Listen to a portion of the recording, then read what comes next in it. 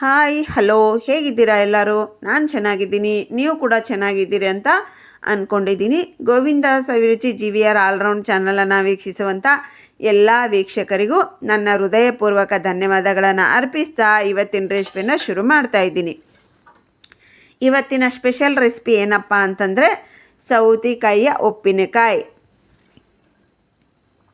Cucumber pickle. 12 ತಿಂಗಳು ಎಲ್ಲ ಸೀಸನ್ನಲ್ಲೂ ಆರಾಮಾಗಿ ಸಿಗುವಂಥದ್ದಂದರೆ ಈ ಸೌತೆಕಾಯಿ. ಈ ಸೌತೆಕಾಯಿನ ಉಪಯೋಗಿಸ್ಬಿಟ್ಟು ತುಂಬ ರುಚಿಯಾಗಿರುವಂಥ, ಆರೋಗ್ಯಕರವಾಗಿರುವಂಥ, ಅಷ್ಟೇ ಈಸಿಯಾಗಿ ಸುಲಭವಾಗಿ ಮಾಡುವಂಥ ಈ ಉಪ್ಪಿನಕಾಯಿ. ಈ ಸೌತೆಕಾಯಿ ಒಂದಿದ್ದರೆ ಸಾಕು, ನಮಗೆ ಎಲ್ಲ ಹಬ್ಬ ಹರಿದಿನ ಮತ್ತು ಫಂಕ್ಷನ್ನು, ಅಕಸ್ಮಾತಿಗೆ ಮನೆಯಲ್ಲಿ ಉಪ್ಪಿನಕಾಯಿನೇ ಇಲ್ಲ, ದಿಢೀರಾಗಿ ನಾವು ಉಪ್ಪಿನಕಾಯಿನ ರೆಡಿ ಮಾಡಬೇಕು ಅಂದರೆ ಈ ಸೌತೆಕಾಯಿ ಉಪ್ಪಿನಕಾಯಿನ 10 ನಿಮಿಷದಲ್ಲಿ ನಾವು ರೆಡಿ ಮಾಡ್ಕೋಬಹುದು. ಹಾಗೆ ತುಂಬ ದಿನಗಳವರೆಗೆ ಇದನ್ನು ನಾವು ಸ್ಟೋರ್ ಮಾಡಿಟ್ಕೋಬಹುದು, ಏನೂ ಹಾಳಾಗೋದಿಲ್ಲ. ನಾವು ಹಾಕಿರುವಂಥ ಮೆಜರ್ಮೆಂಟು ಕರೆಕ್ಟ್ ಆಗಿತ್ತು ಅಂದರೆ ತುಂಬ ದಿನಗಳವರೆಗೆ ನಮಗಿದು ಬಾಳಿಕೆ ಬರುತ್ತೆ. ಬನ್ನಿ ಹಾಗಾದರೆ ಈ ಸೌತೆಕಾಯಿ ಉಪ್ಪಿನಕಾಯಿನ ಯಾವ ರೀತಿಯಾಗಿ ಮಾಡೋದು, ಏನೇನೆಲ್ಲ ಸಾಮಗ್ರಿ ಬೇಕಂತ ಸವಿಸ್ತಾರವಾದ ಮಾಹಿತಿಯೊಂದಿಗೆ ನಿಮ್ಮ ಮುಂದೆ ಹಾಜರಾಗಿದ್ದೀನಿ. ಸ್ಕಿಪ್ ಮಾಡದೆ ಪೂರ್ತಿ ವಿಡಿಯೋನ ನೋಡಿರಿ. ಇಷ್ಟ ಆದರೆ ಬಂದು ಸರ್ಕಲ್ಗೆ ಶೇರ್ ಮಾಡಿರಿ. ನನ್ನ ರೆಸಿಪಿಯಿಂದ ಸ್ವಲ್ಪ ಉಪಯುಕ್ತ ಆಗ್ತಾ ಇದೆ, ಪ್ರಯೋಜನ ಇದೆ ಅನ್ನೋದಾದರೆ ಸಬ್ಸ್ಕ್ರೈಬ್ ಮಾಡೋದನ್ನು ಮರಿಬೇಡ್ರಿ. ಇಷ್ಟ ಆದರೆ ಬಂದು ಸರ್ಕಲ್ಗೆ ಶೇರ್ ಮಾಡಿರಿ. ತಪ್ಪದೇ ಒಂದು ಲೈಕ್ ಕೊಡೋದನ್ನು ಮರಿಬೇಡಿ. ಬನ್ನಿ ಹಾಗಾದರೆ ಈ ರೆಸಿಪಿಯನ್ನು ಯಾವ ರೀತಿ ಮಾಡೋದು, ಏನೇನೆಲ್ಲ ಸಾಮಗ್ರಿ ಬೇಕಂತ ಸವಿಸ್ತಾರವಾದ ಮಾಹಿತಿಯೊಂದಿಗೆ ನಿಮ್ಮ ಮುಂದೆ ಹಾಜರಾಗಿದ್ದೀನಿ. ಸ್ಕಿಪ್ ಮಾಡದೆ ಪೂರ್ತಿ ವಿಡಿಯೋನ ನೋಡಿರಿ. ಅಕಸ್ಮಾತ್ ನಾವು ಅನ್ನದ ಜೊತೆಗೆ ಸಾರು ಪಲ್ಯ ಏನೂ ಮಾಡಿಲ್ಲ ಅಂದರೂ ಕೂಡ ಬಿಸಿ ಬಿಸಿ ಅನ್ನದ ಜೊತೆಗೆ ಈ ಸೌತೆಕಾಯಿ ಉಪ್ಪಿನಕಾಯಿನ ಹಾಕ್ಕೊಂಡು ತಿಂತಾ ಇದ್ದರೆ ಆಹಾ ಸಖತ್ತಾಗಿರುತ್ತೆ ರೀ. ಬನ್ನಿ ತಡ ಮಾಡದೆ ರೆಸಿಪಿ ಶುರು ಮಾಡೋಣ. ಮೊದಲಿಗೆ ನೋಡಿರಿ, ಈ ಉಪ್ಪಿನಕಾಯಿನ ಮಾಡಲಿಕ್ಕೆ ನಾವು ಆವು ಪಿಂಡಿ ಅಂತೀವಿ. ಅಂದರೆ ಉಪ್ಪಿನಕಾಯಿಯ ಪೌಡ್ರನ್ನು ಮಾಡಲಿಕ್ಕೆ ನಮಗೆ ಸಾಸಿವೆ ಬೇಕು. ಇದು 100 ಗ್ರಾಮ್ ಸಾಸಿವೆ ಇದೆ ನೋಡಿ. ಈ 100 ಗ್ರಾಮ್ ನಮಗೆ ಜಾಸ್ತಿ ಆಗುತ್ತೆ. ಇದರಲ್ಲಿ ನಾನು ಅರ್ಧ ಭಾಗ 50 ಗ್ರಾಮ್ನಷ್ಟು ನಾನಿಲ್ಲಿ ತೊಗೊತಾ ಇದ್ದೀನಿ. ಅದರ ಕಪ್ಪಿಗೆ ಅಳತೆ ಮಾಡ್ಕೊತಾ ಇದ್ದೀನಿ. ಯಾಕಂದರೆ ಕೆಲವ್ರ ಮನೆಯಲ್ಲಿ ತೂಕ ಇರುತ್ತೆ, ಕೆಲವ್ರ ಮನೆಯಲ್ಲಿ ತೂಕ ಇರಲ್ಲ. ಅದಕ್ಕೋಸ್ಕರ ನಾನು ಒಂದು ಕಪ್ಪಿನಲ್ಲಿ ಹಾಕ್ಕೊಂಡು ಅಳತೆ ಮಾಡ್ಕೊತಾ ಇದ್ದೀನಿ. ನೋಡಿರಿ, ಇದೊಂದು 50 ಗ್ರಾಮ್ ಅಂದರೆ ಅರ್ಧ ಕಪ್ಪಿನಷ್ಟು ನಾನಿಲ್ಲೇ ತೊಗೊಂಡಿದ್ದೀನಿ. ಅದು ಚಿಕ್ಕ ಮಿಕ್ಸಿ ಜಾರ್ನಲ್ಲಿ ಹಾಕ್ಕೊತಾ ಇದ್ದೀನಿ. ಇದನ್ನು ಹಾಕ್ಕೊಂಡು ನುಣ್ಣಗೆ ನಾವು ಇದನ್ನು ಪೌಡ್ರ್ ಮಾಡಿಕೊಂಡು ಬರೋಣ.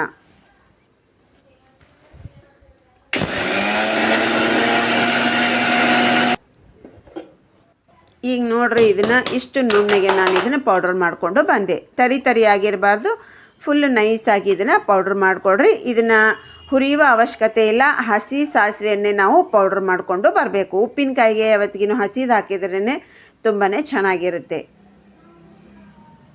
ಈಗ ಇದನ್ನು ಪಕ್ಕಕ್ಕೆ ಇಟ್ಕೊಳ್ರಿ. ಇದಕ್ಕೆ ಖಾರ ಹಾಕಲಿಕ್ಕೆ ನಾನಿಲ್ಲೇ ಬ್ಯಾಡಿಗೆ ಮೆಣಸಿನ್ಕಾಯಿನ ಬಿಸಿಲಿಗಿಟ್ಟು ಒಣಗಿಸ್ಕೊಂಡಿದ್ದೀನಿ. ಇದು ಒಣಗಿಸ್ಕೊಂಡಿರುವಂಥ ಮೆಣಸಿನ್ಕಾಯಿನ ನೀಟಾಗಿ ಒಂದು ಬಟ್ಟೆಯಿಂದ ಒರೆಸ್ಕೊಂಡಿದ್ದೀನಿ. ಯಾಕಂದರೆ ಡಸ್ಟ್ ಇರುತ್ತೆ, ಅದಕ್ಕೋಸ್ಕರ ಎಲ್ಲ ಕ್ಲೀನ್ ಮಾಡಿಟ್ಕೊಂಡು ನಾನಿಲ್ಲೇ ಮಿಕ್ಸಿ ಜಾರ್ನಲ್ಲಿ ಚಿಕ್ಕದಾಗಿ ಪೀಸ್ ಮಾಡಿ ಹಾಕೋತಾ ಇದ್ದೀನಿ. ಹೀಗೆ ಹಾಕೊಳ್ಳೋದ್ರಿಂದ ಕ್ವಾಂಟಿಟಿಯಲ್ಲಿ ಜಾಸ್ತಿ ಹಿಡಿಯುತ್ತೆ ಅಂತ. ತುಂಬ ಗರಿ ಆಗಿರಬೇಕು, ಹಾಗೆ ನಾವು ಒಣಗಿಸ್ಕೋಬೇಕು. ನಂತರ ಅದರಲ್ಲಿ ಸ್ವಲ್ಪ ಕಲ್ಲುಪ್ಪು, ಒಂದು ಸ್ವಲ್ಪ ಎಣ್ಣೆಯನ್ನು ಹಾಕ್ಕೊಂಡು ನುಣ್ಣಗೆ ಇದನ್ನು ಪೌಡ್ರ್ ಮಾಡಿಕೊಂಡು ಬರೋಣ.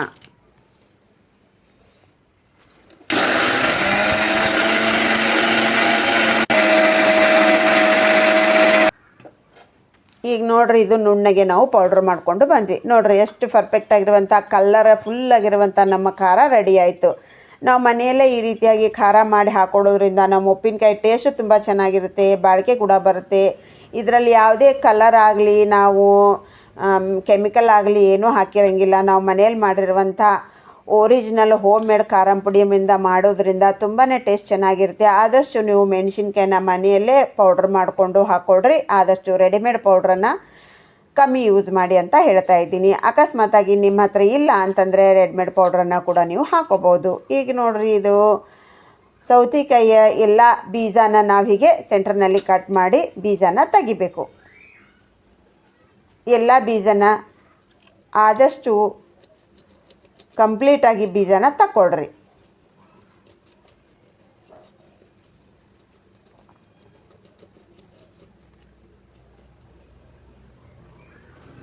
ಈಗ ನೋಡಿರಿ, ನಾವು ಇದರಲ್ಲಿರುವಂಥ ಎಲ್ಲ ಬೀಜನ ತಗೊಂಡಿದ್ದೀನಿ. ನಾನಿಲ್ಲೇ 3 ಸೌತೆಕಾಯಿನ ತೊಗೊಂಡಿದ್ದೀನಿ. ಇದು ಜಾಸ್ತಿ ಹಣ್ಣಾಗಿರಬಾರ್ದು, ಗಟ್ಟಿಗಿರಬೇಕು. ಹಣ್ಣಾಗಿದ್ದರೆ ಏನಾಗುತ್ತೆ, ಉಪ್ಪಿನಕಾಯಿ ಜಾಸ್ತಿ ದಿವಸ ಬಾಳಿಕೆ ಬರಲ್ಲ ಮತ್ತು ಸ್ವಲ್ಪ ಸ್ಮೆಲ್ ಬರುತ್ತೆ.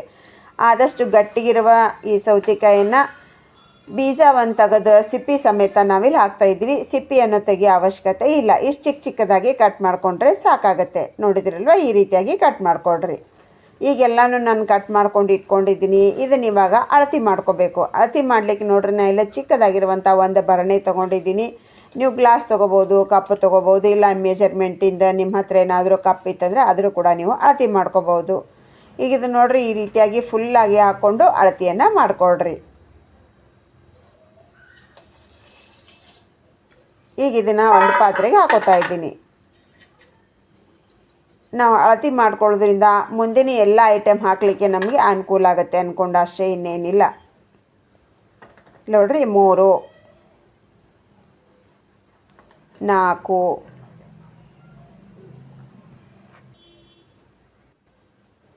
5,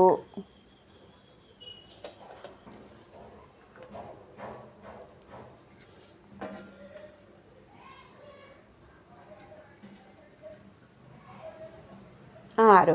ಇವಾಗ ನೋಡ್ರಿ, ನಾವು ಕಟ್ ಮಾಡ್ಕೊಂಡಿರುವಂಥ ಎಲ್ಲ ಸೌತೆಕಾಯಿಯ ಹೋಳುಗಳು 6 ಭರಣಿಯಾಗಿದೆ ನೋಡ್ರಿ ನಮ್ದು ಇವಾಗಿದು. ಈಗ ಇದಕ್ಕೆ ಎಷ್ಟೆಷ್ಟು ಹಾಕ್ಬೇಕು ಅನ್ನೋದನ್ನು ಮುಂದೆ ನೋಡೋಣ ಬನ್ನಿ. ಈಗ ನಾವು ಚಿಲ್ಲಿ ಪೌಡ್ರ್ ಮಾಡ್ಕೊಂಡು ಇಟ್ಕೊಂಡಿದ್ದೀವಲ್ವ, ಬ್ಯಾಡಿಗೆ ಮೆಣಸಿನ್ಕಾಯಿಯ ಪೌಡ್ರ್, ಅದು ಫುಲ್ಲು 1 ಭರಣಿ ಫುಲ್ ಹಾಕ್ಬೇಕು ನಾವು. 6 ಕಪ್ಪಿಗೆ 1 ಭರಣಿ.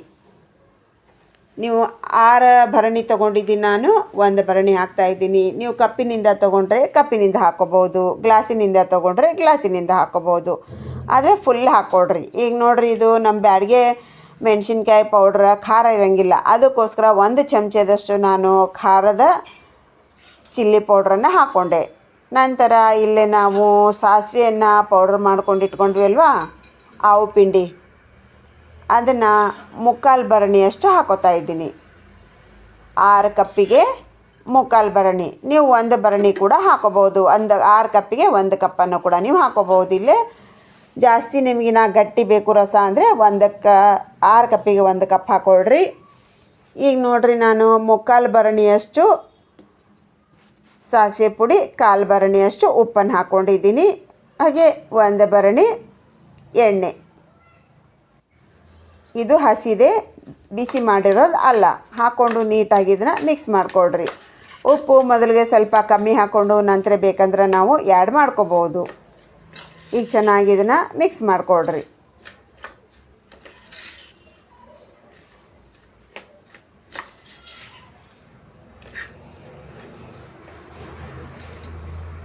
ಈಗ ಚೆನ್ನಾಗಿ ನೋಡ್ರಿ, ನಮ್ಮದು ಎಲ್ಲ ಮಿಕ್ಸ್ ಆಯಿತು. ನಾವು ಹಾಕಿರುವಂಥ ಮಸಾಲೆ ನಮ್ಮ ಈ ಸೌತೆಕಾಯಲ್ಲೇ ಚೆನ್ನಾಗಿ ನೋಡಿರಿ ಎಲ್ಲ ಸೇರಾಯಿತು. ನೋಡ್ರಿ, ಇವಾಗ ಪರ್ಫೆಕ್ಟಾಗಿ ಸೇರೈತೆ ಹೌದಿಲ್ಲ ರೀ, ಎಲ್ಲನೂ ಮಿಕ್ಸ್ ಆಗೈತೆ, ಚೆನ್ನಾಗಿ ಮಿಕ್ಸ್ ಆಗೈತೆ. ಈಗ ಇದ್ರೊಳಗೆ ನೋಡಿರಿ, ನಾವು 1 ಹಿಡಿಯಷ್ಟು ಬೆಳ್ಳುಳ್ಳಿ ಅಂದರೆ ಅರ್ಧ ಕಪ್ಪಿನಷ್ಟು, ನೀವು 1 ಕಪ್ಪಿನಿಂದ ಅಳತೆ ಮಾಡ್ತಿದ್ರೆ ಅರ್ಧ ಕಪ್ಪಿನಷ್ಟು ಬೆಳ್ಳುಳ್ಳಿಯನ್ನು ಸಿಪ್ಪೆ ತೆಗೆದಿರೋದು ಹಾಕ್ಕೊತಾ ಇದ್ದೀನಿ. ನಾನು ಇಲ್ಲೇನು ಜಜ್ಕೊತಾ ಇಲ್ಲ, ಹಾಗೆ ಹಾಕೋತಾ ಇದ್ದೀನಿ. ನೀವೇನಾದರೂ ಇವತ್ತು 1-2 ದಿವಸದಲ್ಲೇ ಇಲ್ಲ ಇವತ್ತನೇ ನೀವು ಸರ್ವ್ ಮಾಡ್ತೀವಿ ಅನ್ನೋದಾದರೆ ಸ್ವಲ್ಪ ಜಜ್ಜಿ ಹಾಕ್ಕೊಡ್ರಿ. ಹಾಗೆ ಸ್ಮೆಲ್ಲು ಕೂಡ ಬಿಡುತ್ತೆ, ಬೇಗನೆ ಮೆತ್ತಗೆ ಕೂಡ ಆಗುತ್ತೆ, 1-2 ದಿನದಲ್ಲೇ ಮೆತ್ತಗಾಗುತ್ತೆ. ನಾನಿಲ್ಲಿ ಕ್ವಾಂಟಿಟಿಯಲ್ಲಿ ಜಾಸ್ತಿ ಹಾಕ್ಕೊಂಡಿದ್ದೀನಿ. ಹಾಗೆ ನಾನಿಲ್ಲಿ ಇವತ್ತೇ ನಾಳೆ ಅಂತ ನಾವೇನು ಯೂಸ್ ಮಾಡ್ತಾಯಿಲ್ಲ, ಹಾಗಾಗಿ ನಾನು ಹಾಗೇ ಹಾಕ್ಕೊಂಡಿದ್ದೀನಿ, ಜಜ್ಜಿಕೊಂಡು ಹಾಕ್ಕೊಂಡಿಲ್ಲ. ಇದು 1 ದಿವಸ ಉರಿದ್ರೆ ಸಾಕು, ನಾವು ಆರಾಮಾಗಿ ಊಟ ಮಾಡ್ಕೋಬಹುದು. ಈಗ ಇದು ನೋಡಿರಿ, ಚೆನ್ನಾಗಿ ನಾವು ಮಿಕ್ಸ್ ಮಾಡಿದ ನಂತರ ಇದರಲ್ಲಿ ಇನ್ನೊಂದು ಭರಣಿಯಷ್ಟು ಎಣ್ಣೆಯನ್ನು ಹಾಕ್ಕೊಂಡು ಇದನ್ನು ನಾನು ಮಿಕ್ಸ್ ಮಾಡ್ಕೊತಾ ಇದ್ದೀನಿ. ಅಂದರೆ 6 ಭರಣಿಗೆ 2 ಭರಣಿಯಷ್ಟು ಎಣ್ಣೆಯನ್ನು ಹಾಕ್ಕೊಂಡಿದ್ದೀನಿ. 6 ಕಪ್ಪಿಗೆ 2 ಕಪ್ಪಿನಷ್ಟು ಎಣ್ಣೆ ಬೇಕಾಗುತ್ತೆ. ಮೊದಲು 1 ಕಪ್ ಹಾಕ್ಕೊಂಡಿದ್ದೀನಿ, ನಂತರ 1 ಕಪ್ ಹಾಕ್ಕೊಂಡು ಚೆನ್ನಾಗಿ ಮಿಕ್ಸ್ ಮಾಡಿ ಹೀಗೆ ನೋಡಿರಿ, ಹೀಗೆ ಒತ್ತಿರಿ, ಅದನ್ನು ಚೆನ್ನಾಗಿ ಪ್ರೆಸ್ ಮಾಡಿರಿ, ಗಟ್ಟಿಗೆ ಒತ್ತಿರಿ. ಇದೇ ಸ್ಪೂನಿನಿಂದ ಒತ್ತುತ್ತಾ ಇದ್ದೀನಿ ನೋಡಿರಿ, ನಾನಿಲ್ಲಿ ಚೆನ್ನಾಗಿ ಪ್ರೆಸ್ ಮಾಡಿರಿ.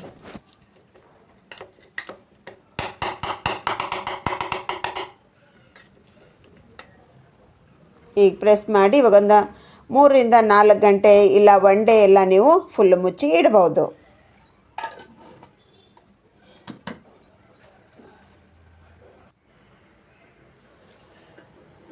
ಇವಾಗ ನೋಡ್ರಿ, ನಾನು ಒಂದು 4-5 ತಾಸು ಆದ ನಂತರ ನಿಮಗೆ ತೋರ್ಸಾಕತ್ತೀನಿ. ನಾ ಇಲ್ಲೇ ನೋಡಿರಿ, ಈಗ ನಮ್ಮ ಉಪ್ಪಿನಕಾಯಿ ಮೇಲೆಲ್ಲ ನೀರು ಎಣ್ಣೆ ಯಾವ ಥರ ನಿಂತ್ಕೊಂಡಿದೆ ನೋಡಿರಿ, ಗಟ್ಟಿಗೆ ಕೂತ್ಕೊಂಡಿರುತ್ತೆ ಕೆಳಗಡೆಗೆ ಅದೆಲ್ಲ ಉಪ್ಪಿನಕಾಯಿ ನೋಡಿರಿ, ಇವಾಗ ಗಟ್ಟಿ ಕೂತ್ಕೊಂಡಿರುತ್ತೆ. ಇದನ್ನು ಚೆನ್ನಾಗಿ ಮಿಕ್ಸ್ ಮಾಡಿಕೊಡ್ರಿ. ಈ ಟೈಮ್ನಲ್ಲಿ ನಿಮಗೆ ಒಂದು 4-5 ತಾಸು ಆದ ನಂತರ ಉಪ್ಪು ಖಾರನ ಸ್ವಲ್ಪ ಚೆಕ್ ಮಾಡಿಕೊಡ್ರಿ. ಬೇಕು ಅಂದ್ರೆ ಸ್ವಲ್ಪ ಉಪ್ಪು ಖಾರನ ಸೇರಿಸ್ಕೊಡ್ರಿ. ನೀವು ತುಂಬ ದಿನ ಜಾಸ್ತಿ ಇಡ್ತೀವಿ ಉಪ್ಪಿನಕಾಯಿ ಅನ್ನೋದಾದರೆ ಇನ್ನೊಂದು ಸ್ವಲ್ಪ ಉಪ್ಪನ್ನು ಹಾಕ್ಕೊಡ್ರಿ. ಇವಾಗ ನಾವು ಇನ್ನೊಂದು 1/4 ಭರಣಿಯಷ್ಟು ಉಪ್ಪನ್ನು ಹಾಕ್ಕೊಂಡ್ರೆ ನಾವು ಸುಮಾರು ದಿನಗಳವರೆಗೆ ಇದನ್ನು ಯೂಸ್ ಮಾಡ್ಕೋಬೋದು, ಏನೂ ಹಾಳಾಗೋದಿಲ್ಲ. ನೀವು ಹೀಗೆ 1-2 ದಿವಸದಲ್ಲೇ ನಾವು ಯೂಸ್ ಮಾಡ್ಕೋತೀವಿ ಅನ್ನೋದಾದರೆ ಇಷ್ಟೇ ಉಪ್ಪು ಸಾಕಾಗುತ್ತೆ. ಈಗ ನೋಡಿರಿ, ನಾವೀಗ ಎಲ್ಲಾದರೂ ಕ್ಯಾರಿಯರ್ ತೊಗೊಂಡು ಹೋಗ್ಬೇಕಂದ್ರೆ, ಮಕ್ಕಳ ಲಂಚ್ ಬಾಕ್ಸಿಗೆ ಹಾಕಬೇಕು ಅಂತಂದರೆ ಈ ರೀತಿಯಾಗಿ ಚಿಕ್ಕದಾಗಿರುವಂಥ ಒಂದು ಭರಣಿಯಲ್ಲಿ ಇಟ್ಟು ಕಳಿಸ್ಬಿಟ್ರೆ ಆಯಿತು. ಆರಾಮಾಗಿ ಎಂಜಾಯ್ ಮಾಡ್ಕೊತಾನೆ ಕಟ್ಟಿರುವಂಥ ಎಲ್ಲ ನಿಮ್ಮ ಕ್ಯಾರಿಯರ್ನ ಖಾಲಿ ಮಾಡ್ಕೊಂಡು ಬರ್ತಾರೆ. ಅಷ್ಟು ಸಖತ್ತಾಗಿರುತ್ತೆ. ನೋಡಿದ್ರಲ್ವ ಯಾವ ರೀತಿಯಾಗಿ ಮಾಡಬೇಕು ಅಂತ. ಈಗ ನೋಡಿರಿ, ಇದು ಮ್ಯಾಂಗೋ ಪಿಕಲ್ಲಿನ ಜಾರೆ. ಇದು ನೀಟಾಗಿ ತೊಳೆದು ಡ್ರೈ ಮಾಡ್ಕೊಂಡಿದ್ದೀನಿ. ನೀವು ಆರಾಮಾಗಿ ಫ್ಯಾನಿನ ಕೆಳಗಿಡ್ಬೋದು, ಇಲ್ಲ ಒಂದು ಸ್ವಲ್ಪ ಹೊತ್ತು ಬಿಸಿಲಿಗಿಟ್ಟು ಡ್ರೈ ಮಾಡ್ಕೋಬೋದು. ಆದರೆ ತೇವಾಂಶ ಏನೂ ಇರಬಾರ್ದು. ನಮಗೆ ತೇವಾಂಶ ಇತ್ತು, ಹಸಿ ಅಂಶ ಏನಾದರೂ ಇತ್ತು ಅಂದರೆ ಉಪ್ಪಿನಕಾಯಿ ಹಾಳಾಗೋ ಚಾನ್ಸಸ್ ಇರುತ್ತೆ. ಈಗ ನೋಡಿರಿ, ನಾನು ಇದನ್ನು ಮರುದಿವಸ ನೀಟಾಗಿ ನಾನು ಇದನ್ನು ಮತ್ತೊಂದು ಸಾರಿ ಮಿಕ್ಸ್ ಮಾಡಿಕೊಂಡು, ಇಲ್ಲಿ ನೋಡಿರಿ ಫುಲ್ 1 ಡೇ ಎಲ್ಲ ನಾನು ಮುಚ್ಚಿಟ್ಟಿದ್ದೀನಿ. ಈಗ ಮರುದಿವಸ ನಾನು ಇದನ್ನು ಮಿಕ್ಸ್ ಮಾಡಿಕೊಂಡು ಆ ಜಾರ್ನಲ್ಲಿ ಹಾಕಿ ನಾವು ಮುಚ್ಚಿಟ್ಬಿಟ್ರೆ ಆಯಿತು. ನಾವು ಯಾವಾಗ ಬೇಕಂದ್ರೆ ಆವಾಗ ಯೂಸ್ ಮಾಡ್ಕೋಬಹುದು. ಈಗ ಚೆನ್ನಾಗಿ ನಾನು ಮಿಕ್ಸ್ ಮಾಡ್ಕೊತಾ ಇದ್ದೀನಿ ನೋಡಿರಿ. ನಾನು ಇದರಲ್ಲಿ ಮತ್ತು ಇನ್ನೊಂದಿಷ್ಟು ಉಪ್ಪನ್ನು ಹಾಕ್ಕೊಂಡು ಮಿಕ್ಸ್ ಮಾಡ್ಕೊತಾ ಇದ್ದೀನಿ. ಮಿಕ್ಸ್ ಮಾಡಿಕೊಂಡು ಇದೇ ಜಾರ್ನಲ್ಲಿ ಹಾಕೋತಾ ಇದ್ದೀನಿ ನೋಡಿರಿ. ಈ ಸ್ಟಿಕ್ಕರ್ ನೋಡಿ ಮತ್ತು ಮಾವಿನಕಾಯಿ ಉಪ್ಪಿನಕಾಯಿ ಅಂದ್ಕೋಬೇಡಿ, ಇದು ಮಾವಿನಕಾಯಿ ಉಪ್ಪಿನಕಾಯಿ ಜಾರು. ಅದರಲ್ಲೇ ನಾನು ಇದನ್ನು ಸೌತೆಕಾಯಿ ಉಪ್ಪಿನಕಾಯಿನ ಹಾಕ್ತಾಯಿದ್ದೀನಿ.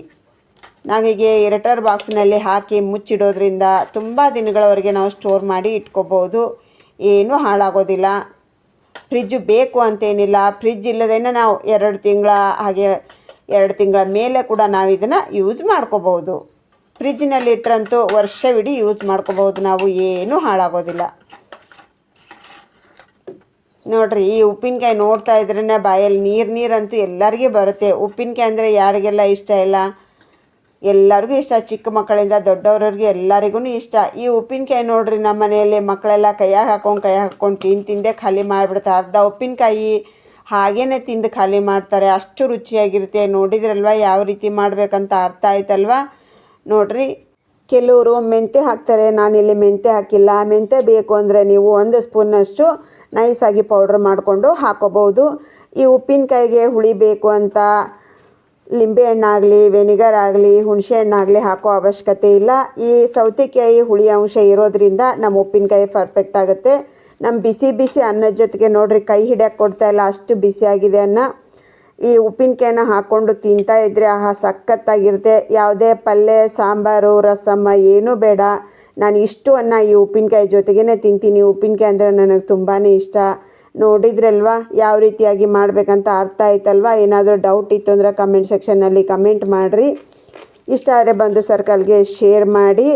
ಇವತ್ತಿನ ರೆಸಿಪಿಯನ್ನು ಇಲ್ಲಿ ಮುಗಿಸೋಣ. ಇನ್ನೊಂದು ರೆಸಿಪಿಯಲ್ಲಿ ಸಿಗೋಣ. ಅಲ್ಲಿವರೆಗೆ ಥ್ಯಾಂಕ್ಸ್ ಫಾರ್ ವಾಚಿಂಗ್. ಬಾಯ್.